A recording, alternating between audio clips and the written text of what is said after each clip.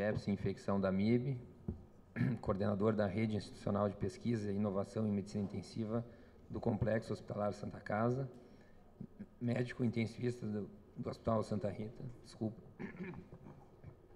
médico da UTI do Hospital de Clínicas de Porto Alegre. Doutor Tiago, por favor, 20 minutos. Obrigado. Bom, prometo que vai ser a última vez que eu vou falar. Falei 2 vezes de manhã e ao meio-dia com vocês. Bom, uso de biomarcadores na sepse. Tá? Como vocês vão ver ao longo da apresentação, isso é alguma coisa bastante ampla, mas eu vou tentar focar ao longo da apresentação em alguns aspectos de biomarcadores bioquímicos, né? Que são o que, na verdade, o que motivou a inclusão desse tema no nosso programa. Então, o que é um biomarcador, né, para começar? O uso de biomarcadores na sepse. O que é um biomarcador? Um biomarcador é qualquer característica biológica que pode ser medida de uma maneira objetiva e avaliada como indicador de um processo biológico normal ou patológico. Então, aí vocês já veem que, bom, biomarcador, o que se inclui dentro dessa classificação? Frequentemente, a gente restringe a ideia de biomarcador a algum parâmetro que seja quantificável, né? Aquilo que a gente consegue medir, que a gente consegue ver de uma maneira mensurável, é uma coisa que a gente pode utilizar de uma maneira mais objetiva e que tem a capacidade de discriminar entre diferentes estados biológicos. Quais sejam, por exemplo, a temperatura corporal é um biomarcador, né? Consegue diferenciar o paciente hipotérmico, normotérmico, hipertérmico. Temperatura é um biomarcador, a gente usa a temperatura na prática clínica para avaliar paciente com sepse? Usa. Leucograma é um biomarcador, né? A contagem de leucócitos no sangue é um biomarcador, é uma coisa quantificável que a gente pode utilizar de uma maneira objetiva. Não necessariamente as respostas dos biomarcadores, e isso vamos tentar enfatizar ao longo da apresentação, vão ser dicotômicas, né? Não necessariamente vai ser sim ou não. A capacidade de discriminar entre diferentes estados biológicos, ela não necessariamente nos diz que essa discriminação ela deve necessariamente ser dicotômica entre normal e patológico. Quais são as potenciais aplicações de um biomarcador no paciente com sepse? Bom, a gente tem pelo menos 5 potenciais aplicações aí descritas. A primeira delas para screening, né, para tentar identificar pacientes que estejam em risco de determinado evento adverso ou de determinado desfecho clínico. Quais são os pacientes que têm maior risco, né? Como um screening, então, para selecionar pacientes. Na questão diagnóstica, então, para nos auxiliar na definição de se um paciente tem sepse ou não tem sepse, talvez possa se utilizar, fazer uso de algum biomarcador. Na estratificação de risco, para identificar diferentes subgrupos dos pacientes com sepse, que a gente sabe é uma síndrome heterogênea, né? Então, identificação de determinados pacientes em função de padrões de biomarcadores, sejam eles quais nós possamos escolher, pode ser útil. A monitorização, né, na monitorização da resposta, se eu começo um tratamento ao paciente, como é que eu sei que esse tratamento está funcionando ou não está funcionando? Como é que a gente diz, que quando a gente começa a tratar o paciente com sepse, que o paciente está melhor? Né? Na verdade, a gente usa biomarcador, a gente vê que a pressão arterial do paciente melhorou, que o leucograma melhorou, que ele não tem mais febre, e o que mais que a gente pode utilizar além disso. E como um desfecho substituto, né? Eventualmente, a gente pode ter estudos que não usem como desfecho clínico a mortalidade, mas usem, por exemplo, normalização de um determinado biomarcador.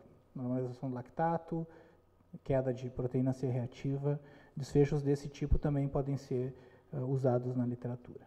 Então, qual é o biomarcador ideal? É um que permita diagnóstico precoce, né, que tenha alta sensibilidade e alta especificidade, que permita um diagnóstico diferencial entre uma doença infecciosa e uma doença não infecciosa, obviamente essa utilidade no paciente com sepse, que nos dê alguma informação em relação ao prognóstico do paciente sobre qual a sua evolução e que eventualmente nos permita guiar algum tipo de terapêutica em função disso.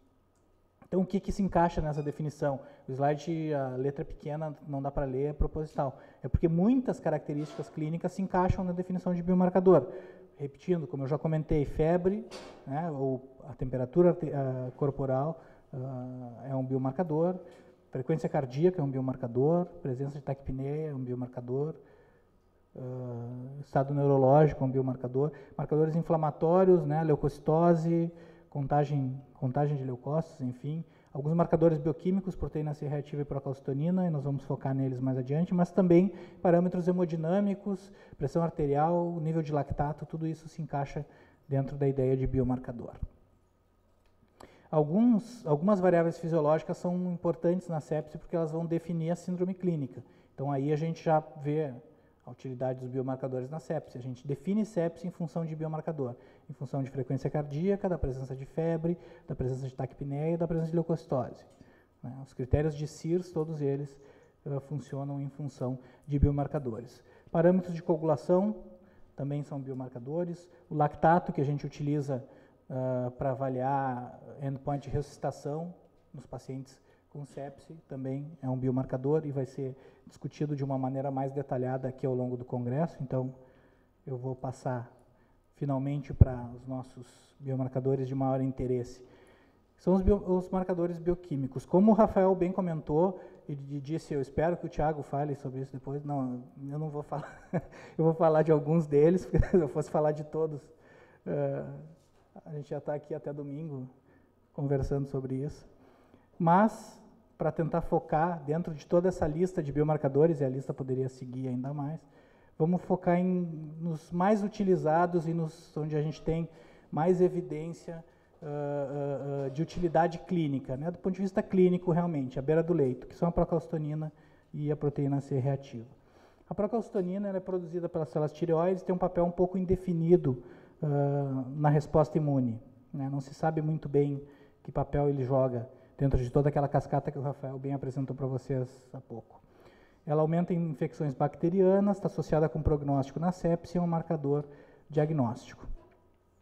Será que a gente pode usar a procalcitonina quando a gente vai diagnosticar um paciente com sepse, vai definir diagnóstico? Existem algumas controvérsias na literatura. Esse estudo é um estudo bem controlado, feito coletando de maneira seriada a procalcitonina dos doentes e, uma vez que o doente desenvolvia infecção, se avaliava os níveis de procalcitonina anteriormente e de uma maneira prospectiva. E se viu que o nível de procalcitonina começava a subir 24 horas antes do paciente ter manifestações clínicas de infecção. Em função disso, se acreditou que talvez os níveis de procalcitonina pudessem nos dizer se um paciente tem infecção ou não. Infelizmente, alguns outros estudos mostraram que isso pode ser válido quando nós agrupamos os pacientes dentro do estudo clínico e fazemos médias. Né? Obviamente, a média dos pacientes infectados é maior do que a média dos pacientes não infectados.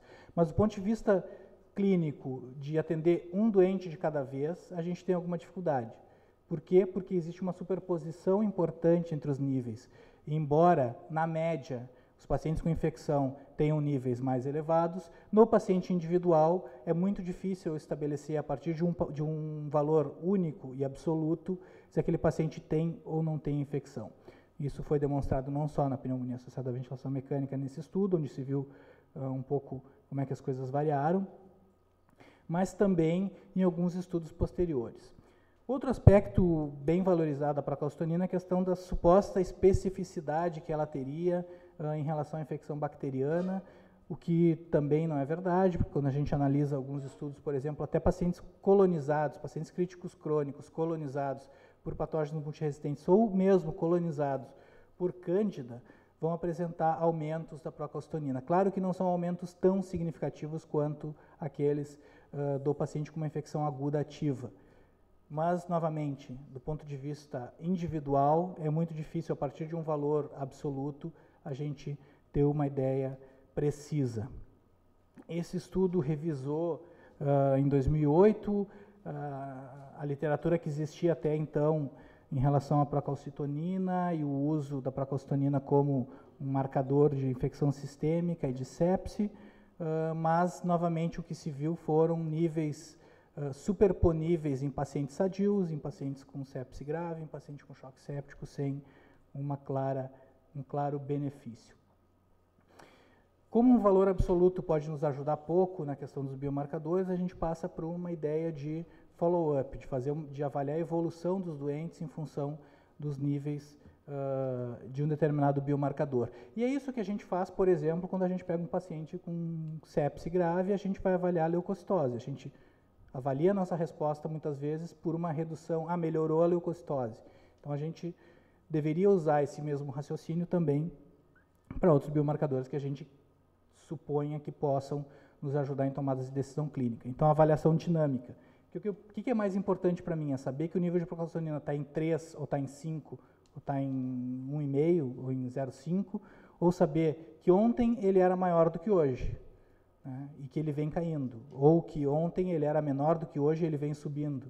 Né, em função da integração desse dado com os dados de evolução clínica, eu poder tomar melhores decisões em relação ao meu paciente. Então, talvez a melhor abordagem para o uso dos biomarcadores em geral e para a procalcitonina, agora em particular, que a gente está conversando, seja realmente o uso desse parâmetro dinâmico. Outro uso potencial para os biomarcadores, e aqui a procalcitonina tem alguns estudos sugerindo um benefício, é o uso desses biomarcadores para definir o tempo de duração do tratamento antibiótico. Quanto tempo a gente deve tratar os pacientes com sepse, com choque séptico, com sepse grave? Qual o tempo de duração de antibiótico? A gente não tem essa informação na maioria das situações clínicas, né? Pneumonia associada à ventilação mecânica é um exemplo em que a gente tem, porque a gente tem um ensaio clínico randomizado mostrando que tratar 8 dias é igual a tratar 15 dias, então não precisaria prolongar o tratamento. Mas existe uma série de outras questões que tem que ser levada em consideração quando a gente vai tratar um paciente com uma infecção grave, como o estado imune do paciente, qual é o patógeno, qual é o sítio de infecção, né, se houve controle do foco ou não houve, como é que está evoluindo o paciente, qual está sendo a resposta clínica do paciente. Então, alguns estudos sugeriram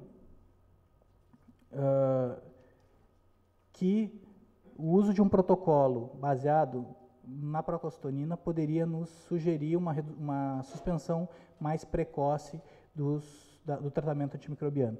E esse estudo é um estudo que foi publicado em 2008 e que prometeu muito, assim, as pessoas viram esse estudo e gostaram muito porque existia a possibilidade ali de, baseado nos níveis de procalcitonina, tratar os pacientes por 6 dias, ao invés de 9,5 do grupo controle. Embora essa diferença no intention to treat não tenha sido significativa, sugeriu, o N era pequeno também, sugeriu que houvesse um potencial. Infelizmente, esse estudo tem algumas críticas, porque eles excluíram uma gama imensa de pacientes, pacientes sem documentação microbiológica, paciente que a documentação era com pseudomonas ou com bacilo gram-negativo não fermentador, não entrava no estudo, então existem aí algumas questões em aberto. Então, em função disso, outros estudos foram sendo feitos. E talvez o mais impactante tenha sido publicado em 2009, onde se mediu o tempo livre de antibióticos e se viu que um protocolo baseado em procalcitonina estava associado com maior tempo livre de antibióticos do que um protocolo baseado no standard of care. Está tudo muito bom, está tudo muito bem, exceto que, quando a gente vai olhar o estudo de uma maneira mais detalhada, o grupo controle recebeu o tratamento por 15 dias e o grupo da procalcitonina recebeu o tratamento por 10 dias. E eu tenho um ensaio clínico randomizado dizendo que eu posso tratar 8 dias. Então, qual é o benefício que isso me trouxe? Isso só me disse que o standard of care está inadequado, né? Que o nosso standard of care é tratar demais os pacientes. Se a gente tem a possibilidade de tratar por 8 dias, por que a gente trata por 15? Na verdade, o que ele mostrou foi que o grupo controle desse estudo foi tratado por tempo demais. Essa é a única conclusão que a gente pode tirar. Porque se a procalcitonina me permite tratar por 10 e eu já sei, a priori, que eu posso tratar por 8 de maneira segura, ela não me serve para muita coisa. Outros estudos foram saindo na literatura. Esse ano saiu o ProRata, né, um estudo que foi positivo também, de um grupo semelhante ao grupo que publicou sobre a VAP, sobre a PAV, né, em pacientes críticos de uma maneira mais genérica. E qual foi o principal achado desse estudo? Foi que o tempo livre de antibiótico avaliado aos 28 dias do grupo que usava procalcitonina foi de 14 dias. E do grupo que não usava procalcitonina para guiar foi de 11 dias. Tempo livre de antibiótico aos 28 dias, né, olhando da maneira inversa, o tempo que não é livre de antibiótico é o tempo que durou o tratamento do paciente. Então, o grupo que se guiou pela procalcitonina Ficou livre de antibiótico por 14 dias. Em 28 dias, então, ele recebeu o tratamento por 14 dias. E o grupo do Standard of Care,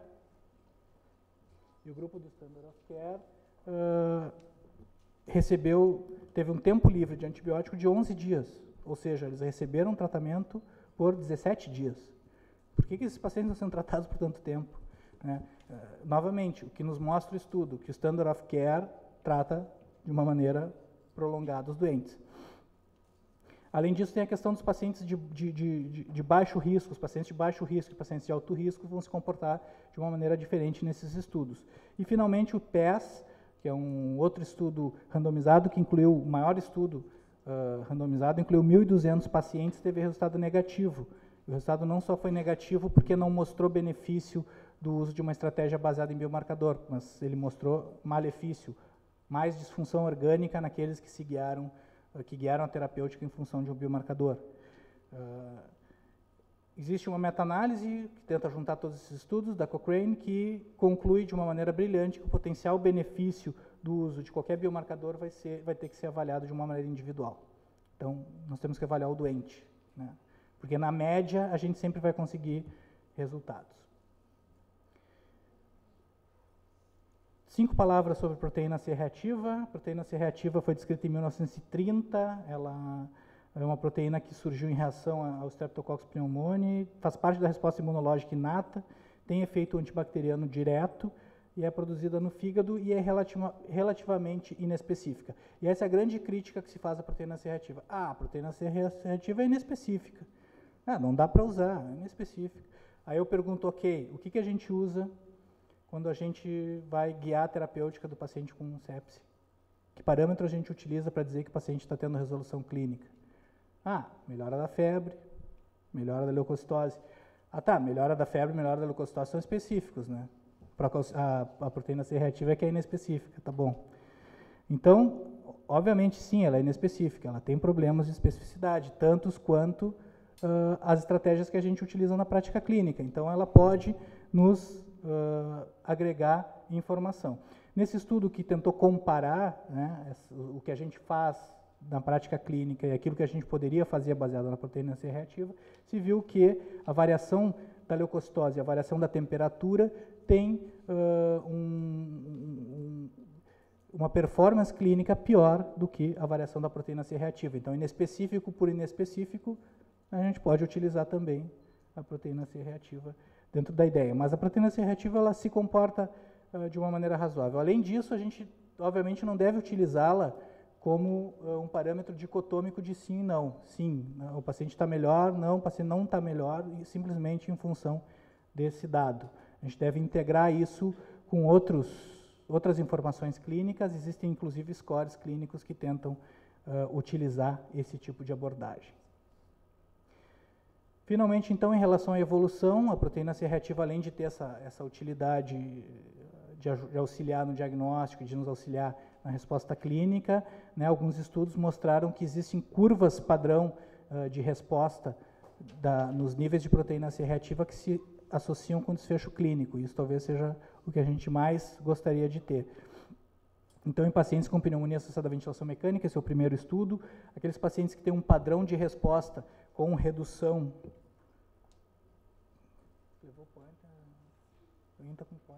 Bom, essa tela, as duas telas de cima, tem um padrão de resposta, uma resposta rápida e uma resposta um pouco mais lenta.